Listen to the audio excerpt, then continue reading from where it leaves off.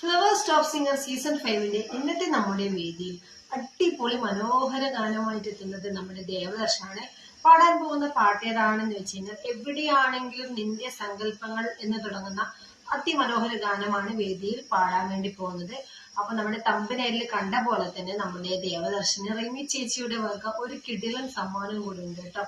സമ്മാനം ഒരു പാട്ടിന്റെ രൂപത്തിലാണ് എന്ന് മാത്രമേ ഉള്ളൂ. മുത്തുമണി തൂവൽ തരാം എന്ന് തുടങ്ങുന്ന അതിമനോഹര ഗാനം നിനക്ക് വേണ്ടി എന്താണ് ഞാൻ ചെയ്യേണ്ടത് എന്ന് പറഞ്ഞ് വേദിയിൽ വന്ന് നല്ലൊരു ഗാനം പാടുന്നുണ്ട് നമ്മുടെ റിമി ചേച്ചി.